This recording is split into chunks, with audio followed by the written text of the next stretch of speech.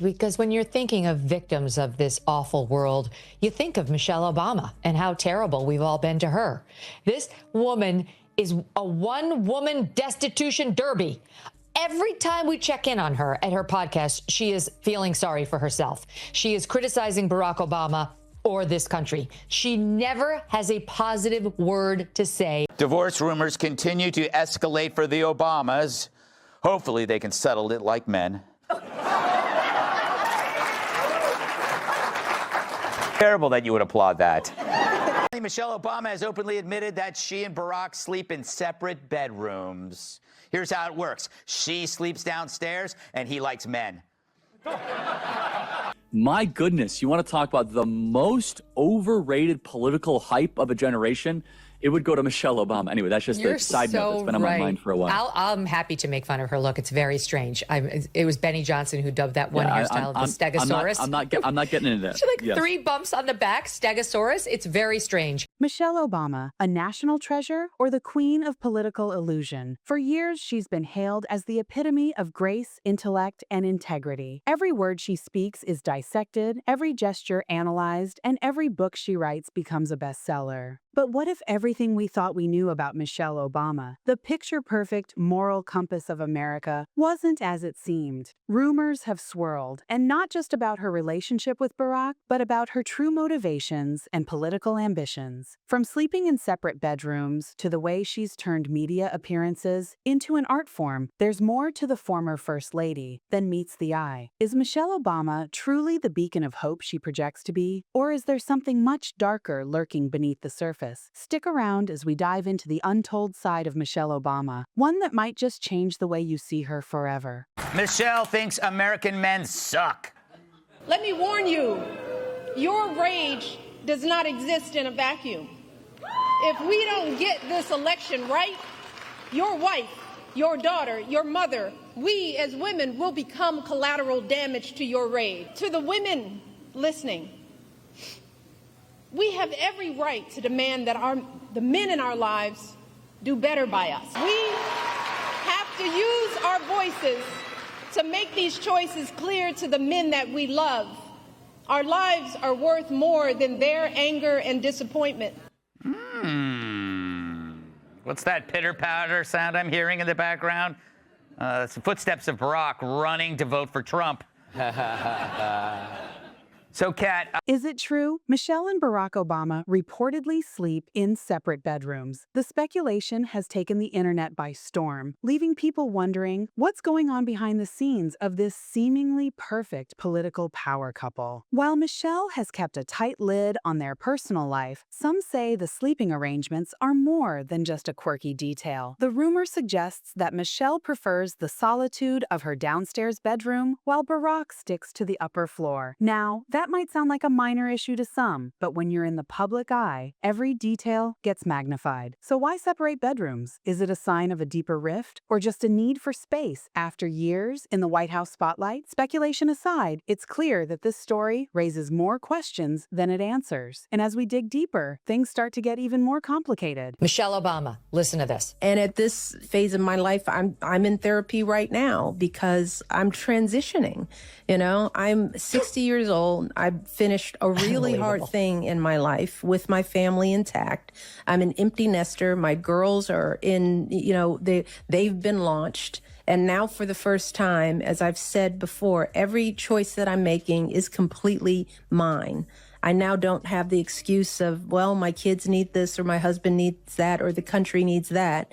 So how do I think about this next phase? Once again, speaking a reference to her time as First Lady negatively, and I'm transitioning. I mean, an interesting choice of words, given how the internet refers to her. But it's not just their private life that's causing waves. Michelle's public persona has become a media storm, one that seems impossible to escape. Everywhere you turn, there's Michelle, on Netflix, in interviews, at book signings. constantly under the spotlight. The narrative has been carefully crafted. She's the voice of reason, the epitome of grace, the woman who's above the political fray. But here's the thing, is that really who she is, or is it all just part of a larger plan? Greg Gutfeld and Megyn Kelly certainly don't think so. They've been poking holes in Michelle's polished image, exposing contradictions that many have missed. She insists she's just a regular woman, not interested in politics. But every time there's an election cycle, there she is, giving speeches, writing books, and making media appearances, like a candidate who can't quite make up her mind. And it doesn't stop there. Every time Michelle opens her mouth, the media's ready to swoon. "Oh, Michelle, you've saved us again," they say. But the reality is a little less charming. When you strip away the glitz and glamour, what's left? A woman who's mastered the art of turning a microphone into a podium for personal gain. Is that the type of influence we need in our leaders?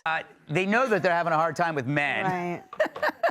Doesn't seem like this is the right strategy. No. She basically says that they're hurting women by voting for Trump. But I think they don't understand that where it comes from in the first place is that people are sick of being told how bad they are and talked down to, and you know, the condescension doesn't work. None of what they're doing really works. I mean, the Walls AOC live stream of them playing Madden together was supposed to be to get like dudes who like football on their side, and they did it during football. Let's face it, Michelle Obama is a master of creating an image. But is it the real Michelle we're seeing, or just a carefully crafted brand? Beneath the media appearances, Netflix specials, and polished speeches, who is she really? A woman who spent years positioning herself as America's moral compass, all while avoiding the political accountability that comes with it. We know her as the former First Lady, with her arms, style, and Let's Move campaign. But what about when the cameras are off? Every time Michelle speaks, it feels more like a scripted performance than a real conversation. She claims she's done with politics.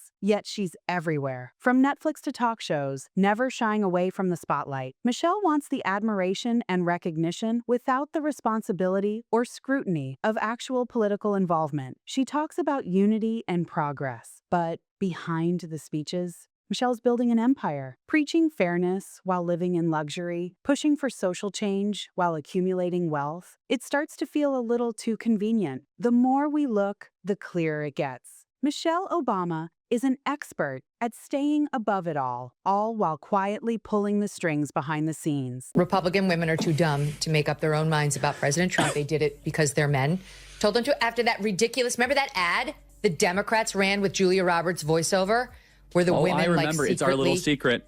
Yep, yeah, this is what they think of. This is what they think of Republican women. Is Michelle Obama really out of politics, or is she playing a clever game? She spent years crafting an image of someone above the political grind, too busy with books, media tours, and TED Talks to get bogged down in the chaos of politics. But with so much influence, why does she never directly engage in the political arena? Every election, there she is, delivering speeches and making appearances, offering her wisdom to the masses. She claims she doesn't want to run for office, that she's content outside politics. But is that really true? Or is she quietly positioning herself for something bigger? Michelle has mastered the perfect middle ground. All the glory and recognition of a political figure, but none of the scrutiny, debates, or responsibility. No votes, no tough questions, just the perks. She's the political version of Barbie. Flawless on the outside, graceful and charming. But when you look closer, there's not much substance holding it together. Michelle's influence doesn't come from leadership. It comes from being perceived as a leader, staying above the mess while still dominating the conversation. How much longer can she keep up this illusion? The real question, is this game of I'm above it all just the beginning of something far more calculated? Michelle, it's not. I've been married for 17 and a half years, and not one was bad. I think she and he married the wrong people. I think you're 100% right. This is only her third episode. I can't think of anybody I would go to for advice less than Michelle Obama. She really doesn't know what she's talking about. First of all, she loves to tell us she hated Barack for a good decade. Yes. Okay, please teach me how to have a successful relationship with someone that you clearly respect and admire. Every time she's on the air, it's like, I'm dragging this ball of dead weight behind me. His name, Barack Obama. Michelle Obama has a remarkable ability to connect emotionally with her audience. Her speeches about resilience and unity are impactful, but the real question is she truly inspiring, or is she using emotions to further her own agenda? Michelle's words seem carefully crafted to tug at the heartstrings. She often shares personal struggles and triumphs, painting herself as the ultimate hero of her story. But is this narrative about empowerment, or is it about her reinforcing her image as the person we should all admire? When faced with criticism, Michelle doesn't just address the issue at hand. She responds with emotionally charged speeches that make you feel guilty for questioning her. Take her recent comments about female Trump supporters, where she scolded them as misguided, wrapping it in a message of female empowerment. It's a divisive tactic, painting anyone who disagrees with her as unsympathetic. Is this empathy or emotional manipulation disguised as activism? Michelle has mastered the art of making you feel like you should support her. But as the book deals and media appearances follow, it's hard not to wonder how much of this is about real change and how much is a well-executed PR strategy. They blame gender for her surrender. This week, Michelle Obama scolded female Trump supporters in front of an audience at a business conference in Boston, a city in Massachusetts. She said the former First Lady, quote, "Any woman who voted against Hillary Clinton voted against their own voice. What does it mean for us as women that we look at those two candidates and many of us said, that guy, he's better for me. His voice is more true to me." Well, to me, that just says you don't like your voice. You like the thing you're told to like. I don't get this. No one likes their own voice. Have you ever listened to your own voicemail? It is horrifying. Let's talk about the disconnect between Michelle Obama's public image and her private lifestyle. She preaches unity, hope, and social change, but her life couldn't be further from the everyday reality most people face. While she speaks about the struggles of working-class families, she's living a life of luxury few can imagine. Michelle likes to present herself as a humble servant of the people, a moral guide. But how can she claim to represent the struggles of average Americans when she's lounging in a Martha's Vineyard mansion, sipping wine with Oprah, and flying on private jets? Her "I'm just like you" routine starts to fall apart when you see the multi-million-dollar deals and exclusive vacations she enjoys. It's easy to talk about empowerment when you've reached the pinnacle of success, but Michelle's carefully curated image begins to crack when you look beneath the surface. Her messages of hope seem less about uplifting others and more about maintaining her brand. She pushes a narrative of struggle while living a life of privilege. In a world where people are barely making ends meet, Michelle's lifestyle starts to look like a fantasy, not reality. How much longer can she keep up this illusion? She's constantly hitting that wound of are we divorcing? Don't be gossiping about us. I'm just trying to be an independent woman over here. I hate my husband, but I love my husband. But when she's not doing that, so her brother is her podcast co-host. She's constantly berating him. Every episode, you didn't tell me you were having marital problems. He has to explain to her a million freaking times, hey, I was trying to work out my marriage. And if it did work out and I told you what the problems were, you would hold a grudge against my wife for the rest of your days. Which is real. We all know We all know. Nobody holds a grudge like Michelle Obama. It's amazing. Every word she says about Barack Obama is negative. Let's take a moment to examine the PR machine behind Michelle Obama's carefully crafted image. It's not just about having a compelling persona. It's about an entire team making sure that persona remains flawless, no matter the cost. Michelle's narrative is as meticulously curated as a Hollywood blockbuster. Every speech, appearance, and tweet is part of a much bigger plan designed to keep her at the center of American culture. Michelle may claim to be just a regular person sharing her story, but in reality, she's a brand. Like any celebrity, she has a team ensuring she stays in the limelight, always controlling how the public perceives her. From her memoirs to her Netflix deal, everything is calculated to boost her image and influence. Every time Michelle appears, she's saying just the right thing at just the right moment. Her PR team is always working behind the scenes to keep her untouchable, transforming any criticism into a narrative of injustice. This control allows Michelle to stay above the political fray while maintaining immense power. But when you strip away the PR, you have to ask, how much of Michelle's success is genuine and how much is a carefully timed campaign designed to keep her in the public eye? Trying to elevate myself with these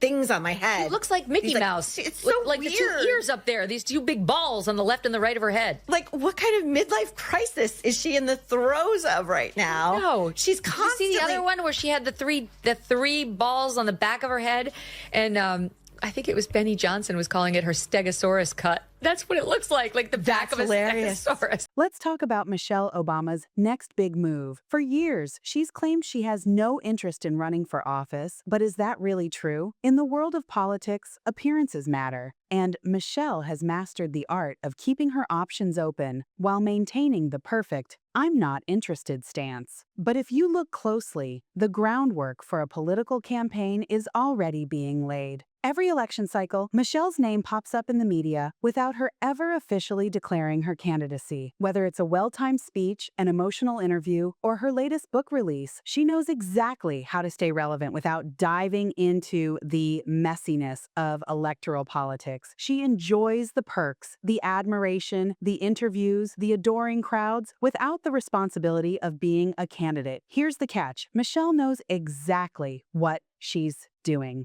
She's building a political presence without ever stepping into the ring. The rumors of a 2025 run are already swirling. And the truth is, she doesn't need to announce anything. The media blitz, the speeches, the book tours, they're all part of her strategy. Michelle has figured out the ultimate political play. Stay visible, stay above the fray, and when the time's right, swoop in as the savior. Will 2025 be her year, or will she keep playing the game from the sidelines? Either way, she's already positioned herself to win. This is where, Michelle Obama is kind of full of it. And you know this is true. When Biden announced he was resigning via fax, nothing weird about it, okay? Obama tweeted that they were looking forward to an open primary where they'd pick a nominee. And I know that to be relevant to this story because you can see that Michelle Obama isn't trying.